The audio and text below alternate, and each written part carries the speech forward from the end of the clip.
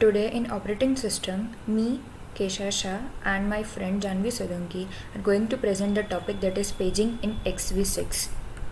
First of all, the introduction. XV6 was a mortal OS developed by MIT for one of its courses adopted regarding software engineering, and it was developed in 2006. It is just like any other operating system that we use, that are Windows, Mac OS X or Ubuntu. As we know that x86 system virtual address sync is actually managed by two levels of page directories. As a result, the linear address or the virtual address is split into three parts. You have a directory entry which comprises of 10 bits, a table entry comprising of 10 bits and the offset comprising of 12 bits. The directory entry is used to index into a page directory table which is present in memory. In x86 system, this page directory is joined to a register known as the CR3 register. Now the content of the page directory entry is then used to point to a page table, so that the second part of the linear address, that is the page index, is then used to offset into the page table to get the page corresponding page table entry. Then the contents of the page table is then added to the offset to get the corresponding physical address. This is the mapping kernel in XV6.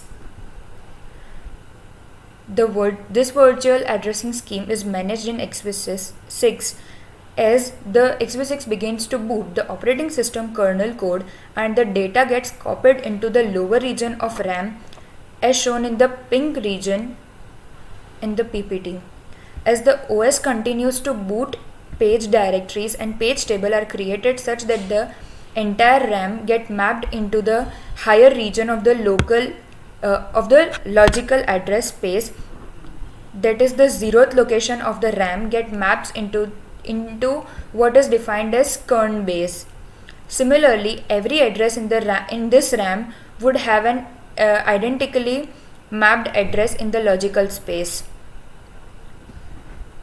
Now, the map kernel could easily convert it from a virtual address to a corresponding physical address that is given any virtual address in the kernel space, that is sum over here.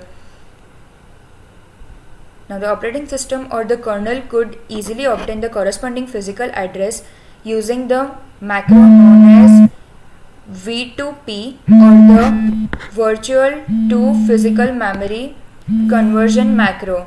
Similarly, in order to convert from a physical address to the corresponding virtual address would be very easy, very simple.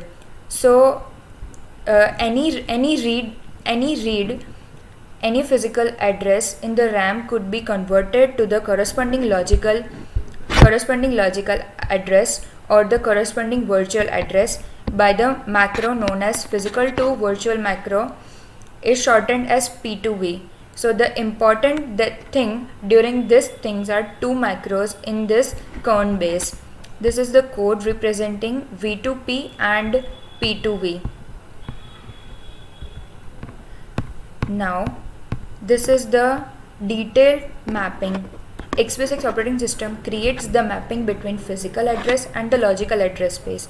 So this particular figure shows the physical RAM.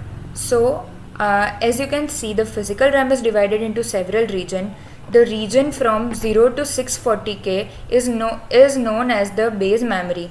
The region from 640K to 1 MB is known as IO space, while the region from 1 MB to PHY stop is extended memory. Now this PHY stop is defined as the macro which signifies the maximum amount of RAM present in the system. So it could be something like 2 GB, 4 GB or 16 GB and could vary from the system to system. So the region above this extend up to 4G is used to memory map devices. Now in order to create mapping for this particular physical RAM, the operating system would create page directories and page table. So in order to create this mapping, the operating system code defines several macros. So some of the important ones are shown over here. So we have already seen that kern base, and there are only other macros which such as the curling, phy stop and xtm map. This is the code for it. Now further from this slide, it will be explained by my friend, that is Janvi. Myself Janvi Solanki, and I am going to explain about paging in XV6. So basically there are four steps involved in creating the mapping between XV6 kernel space to the RAM. First it is enable paging, second it is create fill page directory, third it is create and fill page table, and fourth it is load CR3 register. First I am going to explain about enable paging. So by default, when the system is turned on, paging is disabled. So in order to turn on paging, a particular bit known as the paging enable bit, which is present in the CR0 register, has to be set to 1.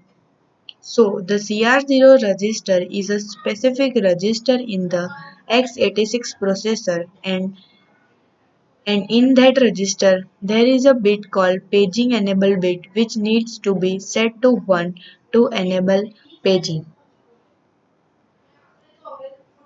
Second, it is create fill page directory. In order to create and fill the page directories, the function walk page directory or walk pgdir is involved by the operating system. The walk page directory function create the page table entry corresponding to virtual address. So essentially it is going to create an entry in this particular page directory. Secondly, if it finds that the corresponding page table entry in the page directory is not present, then it creates in RAM a page table for it. So this page table, as we have seen, it will be of one page, that is of 4 kilobyte.